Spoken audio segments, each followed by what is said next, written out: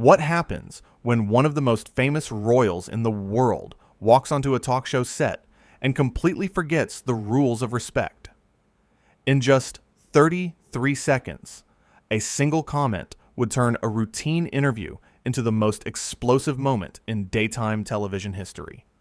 This is the story of how Prince Harry got himself kicked off Mark Consuelos' show after a heated altercation that left audiences absolutely stunned. It was supposed to be a simple interview.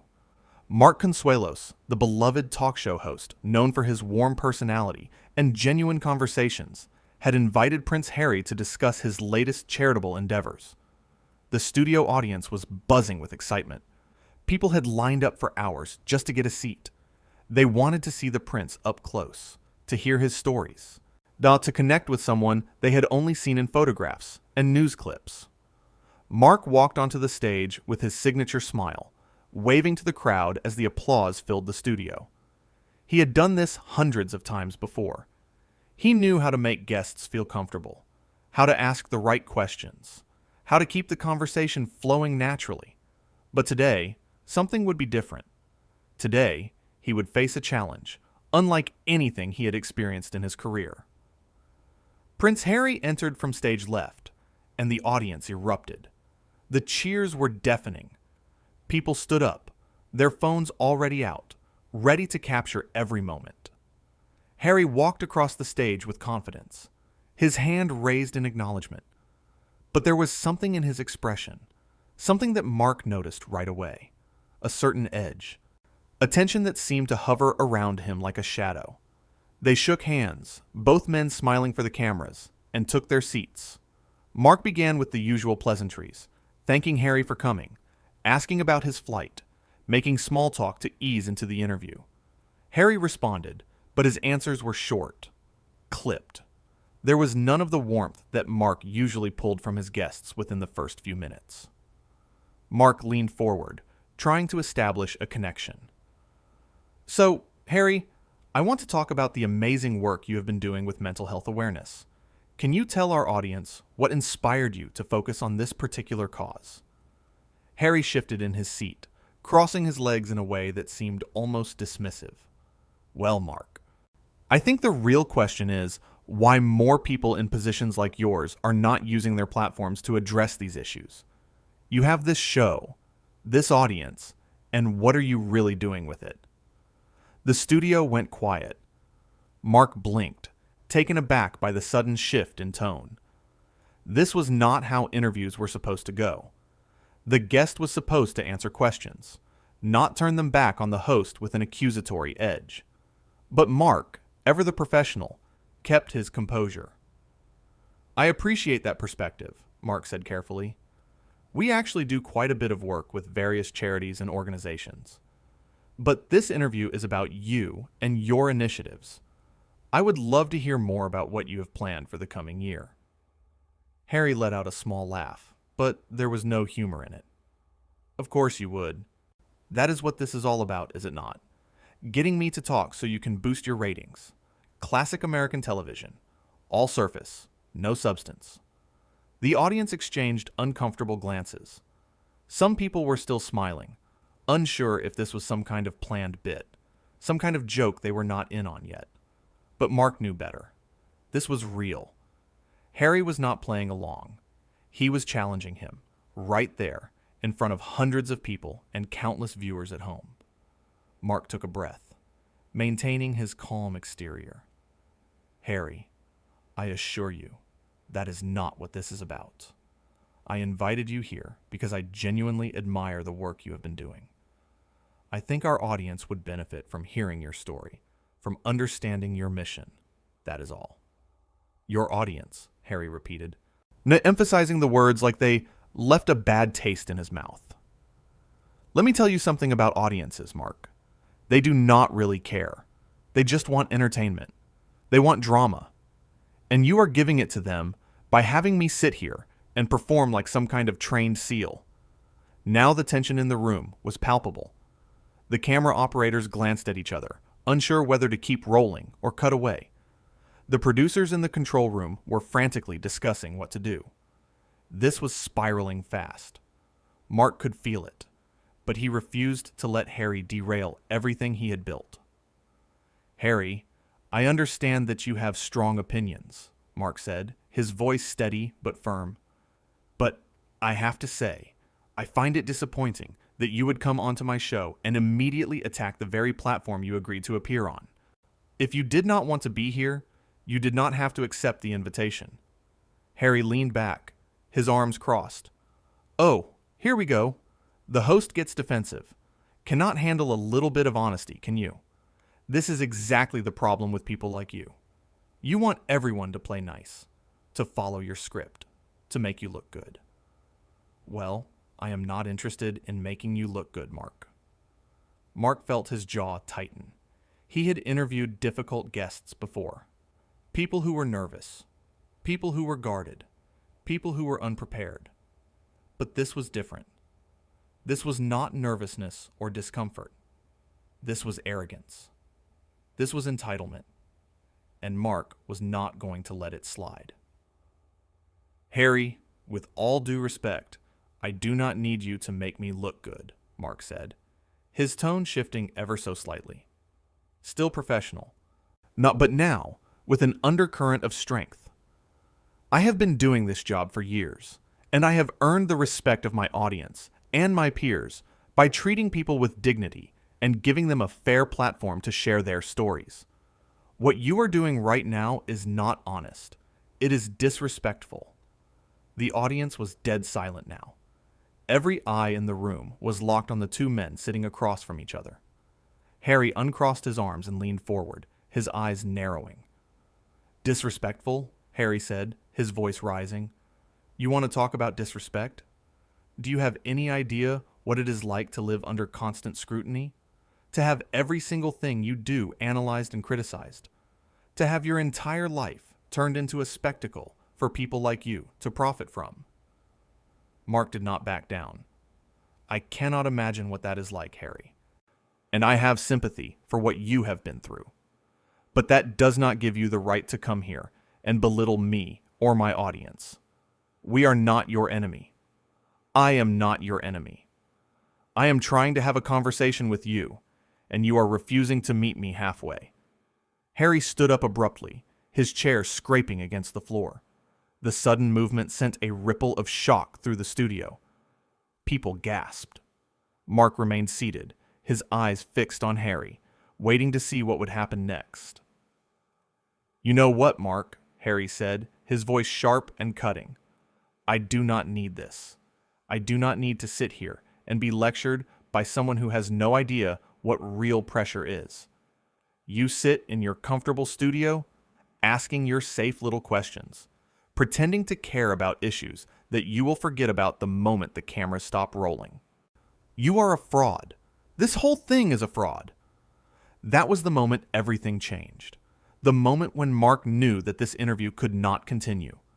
He had given Harry every opportunity to reset, to find common ground, to salvage the conversation. But Harry had pushed too far. He had crossed a line that could not be uncrossed. Mark stood up slowly, his face calm, but his eyes fierce. The audience held its breath. No one knew what was about to happen, but everyone could feel the weight of the moment. "Harry," Mark said quietly, his voice carrying through the silent studio, "I have tried to be patient with you. I have tried to give you the benefit of the doubt.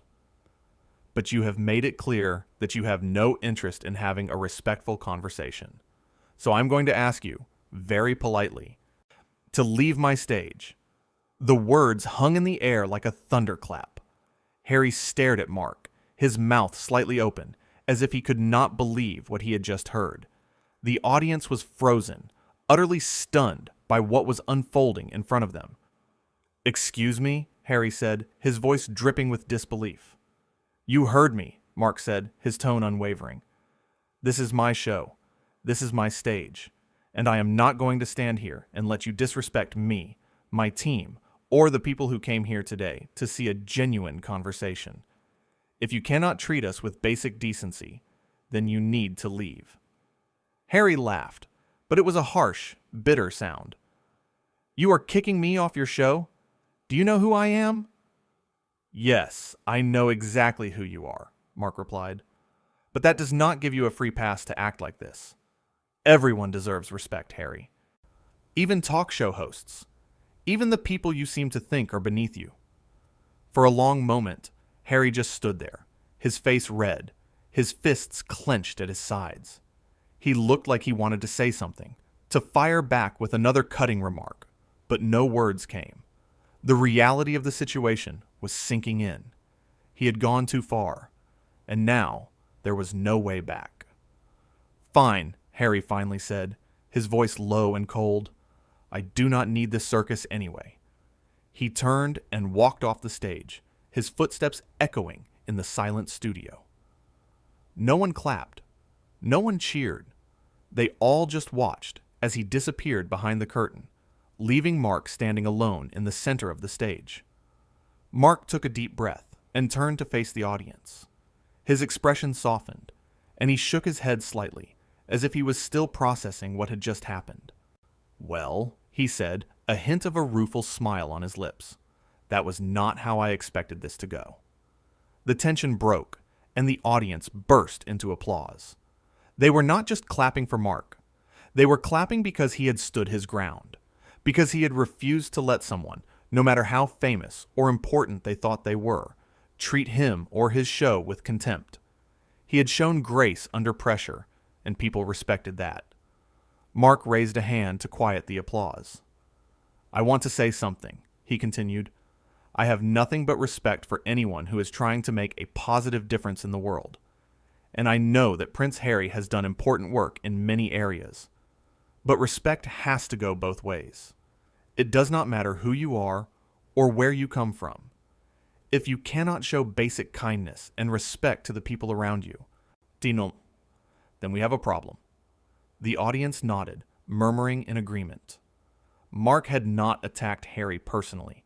He had not stooped to his level. He had simply held a line, a boundary that should never have been crossed in the first place. Now, Mark said, his smile returning, we're going to take a quick break, and when we come back, we are going to continue with some great conversations and some fun segments, because that is what this show is about. Connection, joy, learning from each other, and we are not going to let one bad moment define us. The audience applauded again, this time with even more energy. They were with Mark. They believed in what he stood for, and as the cameras cut to commercial, Mark walked off the stage, his head held high, knowing that he had done the right thing. Backstage, the atmosphere was electric. The producers were already fielding calls from news outlets wanting to know what had happened. The crew members who had witnessed the confrontation were still in shock, replaying every word in their minds. One of the younger production assistants approached Mark as he walked down the hallway. "Mark, are you okay?" she asked, her voice filled with concern. Mark nodded, giving her a reassuring smile. "I am fine. Thank you for asking. That was not easy, but it needed to happen." "I cannot believe he spoke to you like that," she said, shaking her head. "You were so calm. I do not know how you did it." "Because getting angry would not have helped," Mark replied. "Sometimes the best way to deal with someone who is trying to provoke you is to stay grounded, to not give them the reaction they are looking for, and to stand firm in your values." She smiled at him, admiration clear in her eyes. "Well, you definitely did that." As Mark made his way to his dressing room, he thought about everything that had just transpired. He thought about Harry, about the anger and bitterness that had poured out of him. Part of Mark felt sad about it. He had genuinely wanted to have a meaningful conversation. He had wanted to give Harry a platform to share his message, to connect with people who might be inspired by his work. But Harry had not wanted that. He had come onto the show with his own agenda, his own grievances, and he had let them poison what could have been a positive experience. Mark also thought about the audience, about the people who had taken time out of their day to be there, to witness something special. They had not signed up to watch a confrontation. They had come for inspiration, for entertainment, for connection. And in the end, Mark hoped that they had still found something valuable in what happened. Not in the conflict itself, but in the way it was handled. In the reminder that dignity and respect matter, no matter the circumstances. When the show resumed after the commercial break, Mark was back in his element. He introduced the next segment with his usual warmth and energy, and the audience responded in kind.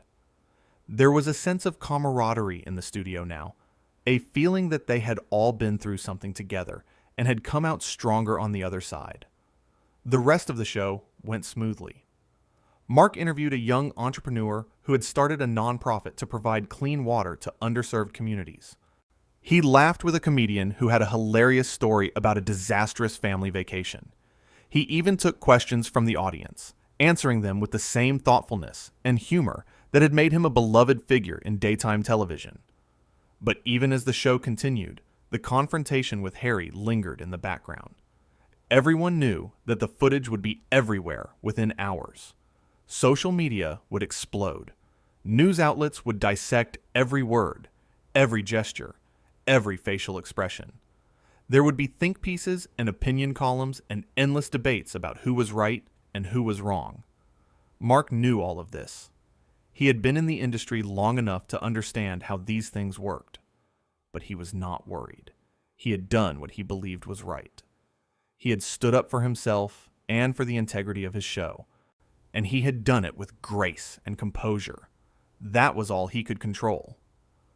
As the show wrapped up and the audience filed out, many of them stopped to shake Mark's hand or give him a quick hug. They thanked him for handling the situation the way he did. They told him they were proud of him, and those small moments of connection, those genuine expressions of support, meant more to Mark than any headline or viral video ever could. Later that evening, Mark sat in his office, scrolling through the inevitable flood of reactions online. Some people praised him. Some people criticized him. Some people defended Harry, saying he had been unfairly treated or that Mark had overreacted.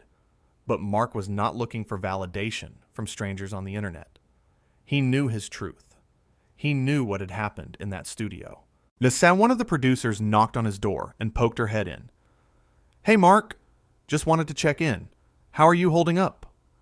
"I am good," Mark said, looking up from his phone. "Really, I am." "The network is fully behind you, by the way," she said. "They watched the whole thing, and they think you handled it perfectly. They are not concerned about any backlash." Mark nodded. "That is good to hear. But honestly, I would have done the same thing regardless.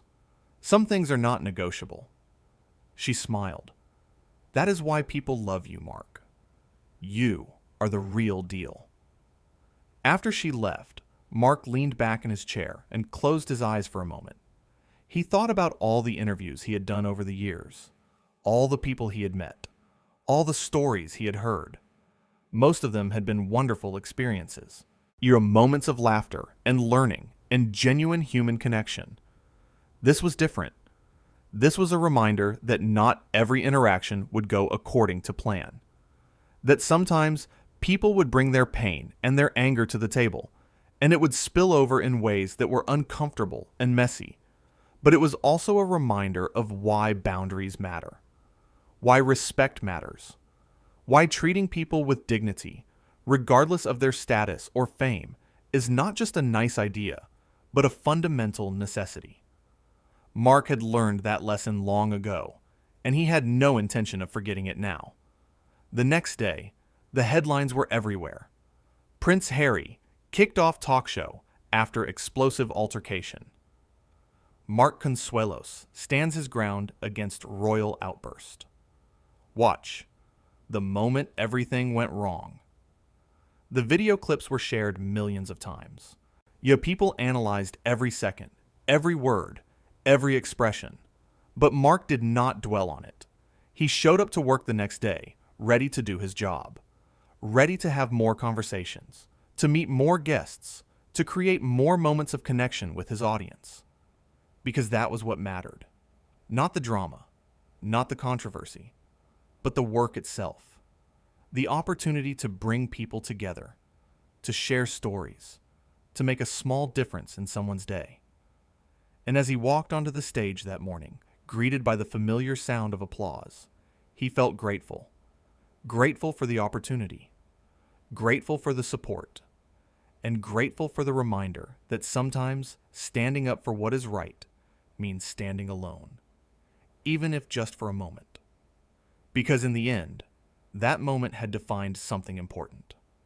Not just about Mark, but about the values he refused to compromise, about the standards he held for himself and for anyone who stepped onto his stage, and about the simple, powerful truth that respect is not optional. It is essential. No matter who you are,